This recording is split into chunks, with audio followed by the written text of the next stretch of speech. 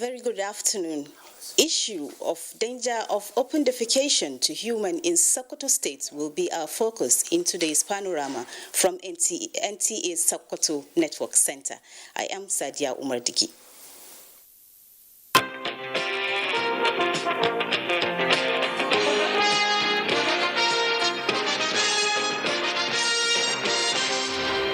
President Muhammadu Buhari says his administration has so far kept faith with its promise of fighting corruption and will remain committed until Nigeria triumphs over the evil, attains a prosperous economic status, and surmounts prevailing challenges of security. This was while receiving the report of the Ayo Salami Judicial Commission of Inquiry that investigated the suspected acting chairman of the EFCC, Ibrahim Magu, for alleged abuse of office and management of recovered assets. State House correspondent Adamu Sambo reports. The report submitted by the chairman of the Judicial Commission, Justice Ayo Salami, is a product of thorough scrutiny of 103 exhibits, oral testimonies of over 100 witnesses, as well as a nationwide fiscal verification of recovered forfeited assets. Justice Salami, who expressed the hope that the report will be found useful by government, described as appropriate and timely the recent presidential initiative to dispose all forfeited assets due to deteriorating condition. Permit me to say that 4 successive chairmen of the EFCC from inception have been drawn from the police. Therefore, in appointing a new chairman of EFCC, consideration should be given to candidates from other law enforcement or security agencies and core staff of the EFCC as provided in the Economic and Financial Crimes Commission Establishment Act 2004. At the moment, he said 970 policemen are on secondment in the EFCC, and therefore an exit plan for their disengagement should be considered within 2 years from now towards addressing the issue of no promotion of the core EFCC staff for over 9 years. Our thinking here is that whoever you are appointing other than a core EFCC staff should be in transitional capacity of 2 years, during which period arrangement could be made for appointment of any of the core EFCC staff who had proven themselves. President Muhammadu Buhari, who thanked members of the commission for their dedication and commitment, promised to ensure that their findings and recommendations will be thoroughly studied for immediate implementation. This, the president said, will not only help in strengthening the fight against corruption, but also send the right signals to every Nigerian across the world that the government is resolved to ending the menace. We recognize that there are more grounds to cover in the war against corruption, and we are prepared to go out to possess those lands by cutting off any stream that nourishes the seed of corruption and supports its growth. Let it be known that in the fight against corruption, no one is too big to tackle, as no individual is bigger than the Nigerian state. The fight against corruption, President Buhari said, is one that must be fought without fear or favor if Nigeria is to realize her full potentials and achieve enduring peace and security. Corruption is present in all countries. Some governments treat it with levity. Some fight it all the time. I want Nigeria to be counted among those countries who do not tolerate but fight corruption. I call on all stakeholders and indeed every Nigerian to own the fight against corruption at their respective levels. The Ayo Salami Commission, which commenced sitting on the 6th of July, probed EFCC and its finances from 2015 to 2020, and its recommendations suggested, amongst others, administrative or judicial measures to be taken to recover misappropriated funds and assets. From the State House, Adamu Sambo, NTA News. Following Wednesday's approval by the Federal Executive Council, the 2020 financial bill that seeks to provide more taxes incentives for Nigerian businesses and individuals have been formally presented to state governors under the aegis of the National Executive Council at a meeting presided over by the Vice President Yemi Osinbajo. State House correspondent Jide Onifade reports. Some highlights of the proposed finance bill, which is now headed to the National Assembly, include reduction in duties on tractors, motor vehicles for the transportation of goods and persons. These also include exemption of small companies from payment of education tax. Minister of State for Budget and National Planning, Clem Agba, made the presentation at the virtual NEC meeting for the month of November 2020. A committee chaired by the Vice President for NEC to engage with youths and other critical stakeholders in addressing the deeper roots of the EndSARS protests was formed at the last meeting of NEC. Members of the committee are governors drawn from the 6 geopolitical zones in the country.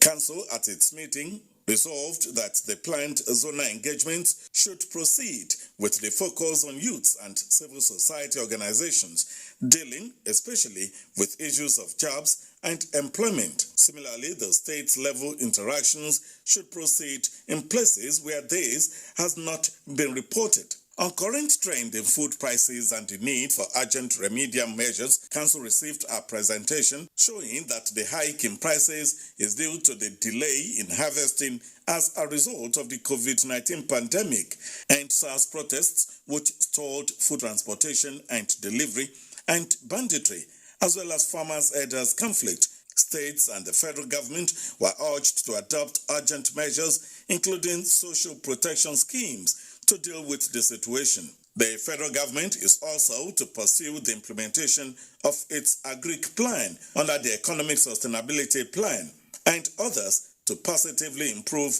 the situation in the sector. In the State House, Jide Onifade, NJ News. Now, Nigerians in diaspora had their 3rd annual investment summit virtually in Abuja.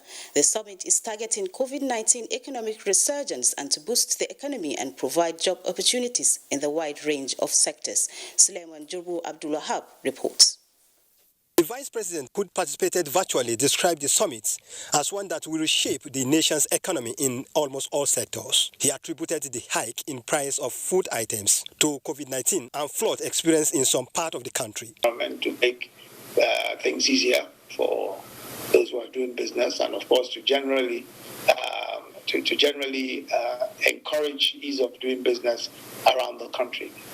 One of the critical things you probably noticed is that food prices have gone up. So we're also looking very critically at how to deal with how to remove those bottlenecks and deal with some of those problems, and at the same time ramp up food production. Chairman, Nigerians in Diaspora Commission, NITCOM, Abike Dabire Erewa, emphasized that Nigerians in diaspora are resolute in bringing about a renaissance in areas like health, education, agriculture, and other aspects of the economy. We want you to get involved in investments by setting up the Nigerian Diaspora Investment Trust Fund. A committee has been put in place to work out the modalities. So they will soon give us their report and we'll work to set up the Nigerian Diaspora Investment Trust Fund. The interface between NITCOM and Nigerians in diaspora holds on a regular basis. From Abuja, Suleiman Abdulwahab, NTA News. Panorama continues in a moment. Don't go away. The Council of Our Fathers. I will urge and advise our younger generation to use talent and brain to sort out problems, not arms. Nigerian youths, let's build our nation. My advice to these young people is please do not take us back to those harrowing days. You probably do not know what it is. I believe we have fought one civil war too many in this country. So those who experience it will run away from it. Nigerian youths, let's build our nation together.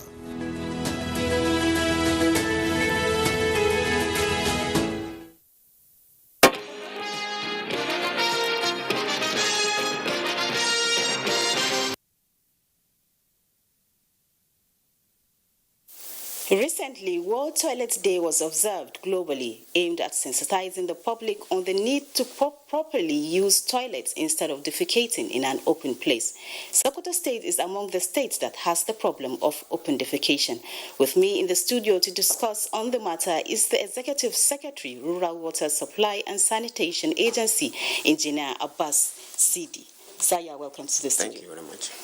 So, sir, why is the state having problem of open defecation?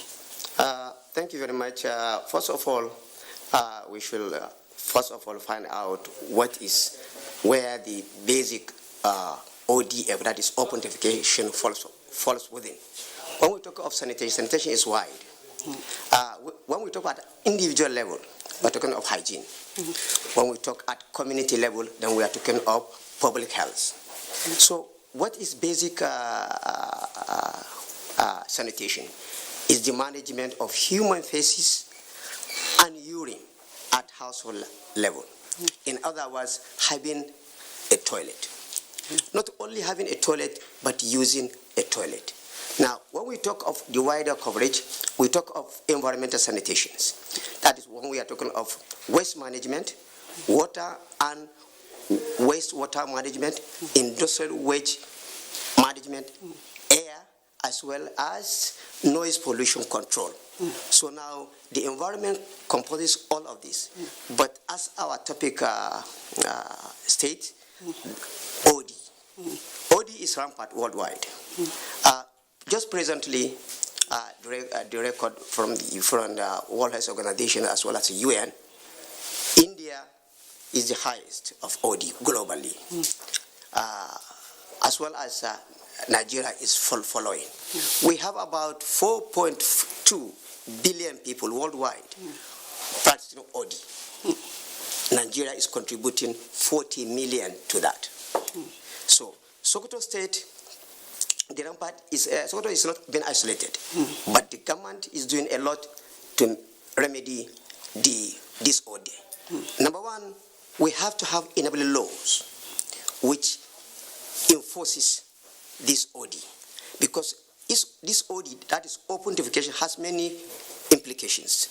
Number one, it affects the dignity of child and women. It affects their security. In other words, it limits one of their basic rights, which is movement as well as. So that is why the state government put many things in places. Number one, we put jungles to create awareness. Then we make dramas within the schools. We print flex banners. We print T-shirts. We organize debates. We distributed lists so that ICT in schools, so that to create awareness for these menace. So are corporate bodies or NGOs and individuals also involved in this fight? Yeah, actually, here in some part of northern part of the country, we have low participation of NGOs and CBOs because of the awareness. Very few when you compare to the south or at the central part of the country. Alhamdulillah, presently the present administration of His Excellency Honorable Aminu Waziri Tambol has made effort to make sure all the NGOs have even SA, whereby he coordinated their activities. We work as well with donor partners, which is UNICEF, which is basically making effort anything that is going to affect women and children, which OD actually even affect the economy of the women. It reduces the child hours which the children attend schools. It also impacted negatively on the economy of the individual, because if they fell ill, definitely the money they're supposed to use for feeding is going into buying medications, extra. There's a lot of effort also. The state government in 2016, it helps Rwasa to have a baseline survey of the 23 local government to see where we are. Because in any planning, you must have a basis of reference, where you are, where you ought to be. So then we space where we want to be. We have what we call sanitation ladder. We have ODF ladder, that's open defecation free community ladder, which it has started with the baseline. From the baseline, sensitizations. From the sensitizations, we move on into getting resources. Where do we have it? Linkages, collaboration, both within the state MDAs as well as the external MDAs. So this is where the state government is doing. Okay, sir. So what message or appeal do you have to the people of the state as regards open defecation? Alhamdulillah, to stop OD has to do with attitudinal change. We have to create awareness, to show the meanness, to show the effect. A single drop of feces, of open defecations, it have more than 10,000 bacteria. It has more than 1 million viruses, which by implications, if transmitted into any uncooked food or unfreshable food, it increases the chances of having many avoidable diseases, because 70% of the diseases we contaminated is from hand to mouth. Yeah. All right, sir, thank you very much for coming on Panorama today. Thank you very much.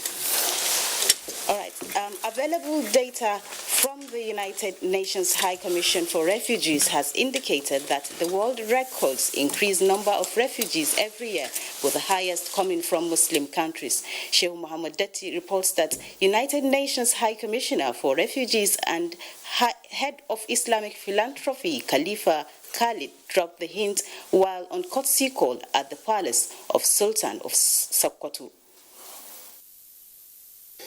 The United Nations High Commission for Refugees has the mandate of leading and coordinating international action to protect refugees and solve their problems worldwide. Country representative of the Commission in Nigeria, Chansa Kafaya, and the head of Islamic Philanthropy, Khalifa Khalid, were at the palace to solicit support from the Sultan of Sokoto. The idea is to reach out to the wider society, government, and local organizations to come together and assist the displaced persons. Their comment to Sokoto is to also partner with the Zakat and Endowment Commission to widen the scope of the Refugee Commission. At least to endorse the fatwas that are obtained globally, or to facilitate the issuance of a local fatwa that makes it permissible to collect and distribute zakat to refugees in cooperation, of course, with the local zakat houses. While applauding the effort of the Commission, Sultan Muhammad Sa'ad Abubakar said more needs to be done in observing the tenets of Islam, especially helping the needy in the society. He maintained that poverty has nothing to do with religion, hence the need for all to come together and assist the displaced persons. Issues like this cannot be discussed and done with at a sitting. A continuous process will continue to do what we are supposed to do. At Supreme Council of Islamic Affairs level, which I happen to be the President General, these are issues that we could take up because they affect all Muslims across this country. The United Nations Refugee Commission officials were led to the palace by the chairman, Zakat and Endowment Commission, Muhammad Lawal Meduki. In Sokoto, Sheikh Mohammed Detti, NTA News. As part of efforts to give back to the society, also to complement efforts of Kebbi State government to ensure health for all, medical experts who are indigenous of Yauri, in collaboration with their professional colleagues and friends within and outside Kebbi State, have given medical and surgical treatment to patients in the community. The one-day exercise took place at the General Hospital, Yauri. Nuratan Kwokili reports. Over 100 surgeries were conducted on patients drawn from the 3 local government areas of Yauri, Shangan and Gaski in Yauri Emirate, courtesy of Yauri Emirate community in Birnin Kebbi. I have made several attempts to get operated, but because of finances, it failed until this intervention arrives. But they have given opportunity to a lot of people who will have probably died of these problems, and now they are alive. We have taken him to hospital severally, but could not afford this surgery. So we thank them. This, according to the organizers, was to alleviate the sufferings of the locals living with their number of health complications with no hope of relief in sight. Majority of these patients here will perhaps have to live with their condition till the end of their lives. But Yauri community in Birnin Kebbi is saying no to that. Hence the timely intervention that saves many lives here. Because some people are even crying because they have been suffering from this disease, but they don't have the money, they don't even have the access to go for this operation. These surgeries are only required in the secondary facilities where a surgery can be taken. So we felt that outside there we can come here and then give our own part. The Kebbi State Minister of Health lauded the foresight of the community and assured of support and cooperation to similar moves aimed at ensuring the well-being of the people of the state. The surgical outreach covered surgeries on hernias, vaginal prolapse, and other related cases. Nura Tanko Akili, NTA News. Now, a bill to provide a law that will prohibit hawking and roaming the streets by children during school hours has passed second reading before the Zamfara State House of Assembly. Speaker of the House, Nasiru Muazu Magaria, stated this while receiving members of the high-level women advocacy, Hilwa, who visited the Assembly to show support for better attention to girls' education in Zamfara State. Sadia Abubakar Tunau has more.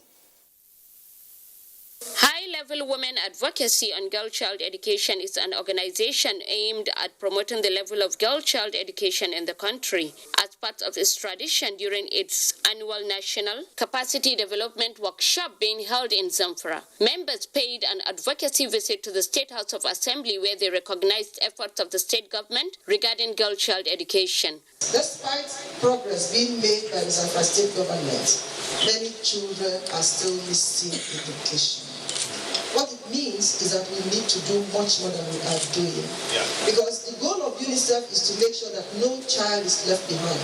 Speaker House of Assembly Nasiru Ma'azu Magaria welcomed the members, adding that the first bill is already awaiting its third reading.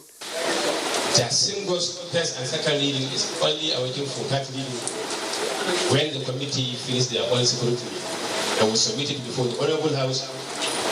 The Honorable House will look into it to find if there is any other vision, will make it before the House and pass the bill that will take it to His Excellency for myself. Hilwa was inaugurated in 2012 and its members cut across 12 northern states which include Kano, Sokoto, Borno, Bauchi, Adamawa, Zamfara, amongst others. In Gusau, Sadia Abubakar Chino, NTA News. 143 new cases have been recorded in Nigeria as at Friday, 20th November 2020. Breakdown from the Nigerian Center for Disease Control shows that Lagos has 70 cases, Kaduna 25, FCT 22, Ogun 11, Plateau and Oyo have 4 cases each. Others are Ekiti 3, Osun 2, while Edo and Kanu have 1 case each. Total number of confirmed cases stands at 65,982 and 61,782 were discharged, while 1,165 deaths were recorded. Community policing awareness polo tournament continues in Abuja as the Premier League is back on NTA. Details with Bade Adeleye on sports.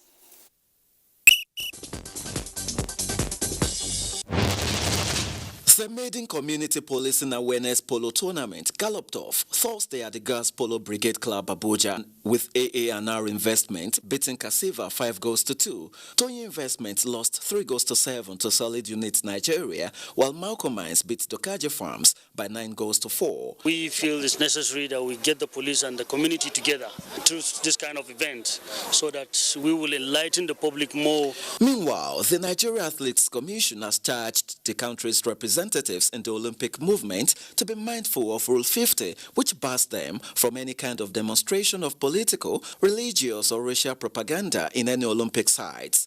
This came to the fore at the just-ended two-day forum for career development and transition of athletes beyond the 2020 Tokyo Olympics. The sacrosanct nature of Rule 50 still exists, but the athletes can express some form of protest. 22 male and female table tennis players based in the country are competing in the maiden edition of Abuja Invitational Tournament, ongoing at the Table Tennis Club, Gwarimpa area of the FCT, with the aim of turning the center to a hub where future stars will be discovered and nurtured. We want to bring them together, they will blend, and then we will develop their talent as well. To football, the Premier League makes its return this weekend after the conclusion of the international break, with Chelsea having the chance to temporarily move top of the table when they face Newcastle at St. James's Park on Saturday in a match that will be live on NTA from 1 in the afternoon.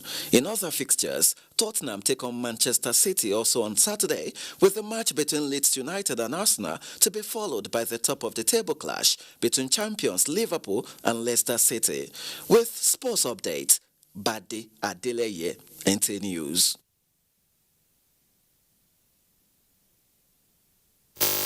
And that is our package on Panorama this afternoon.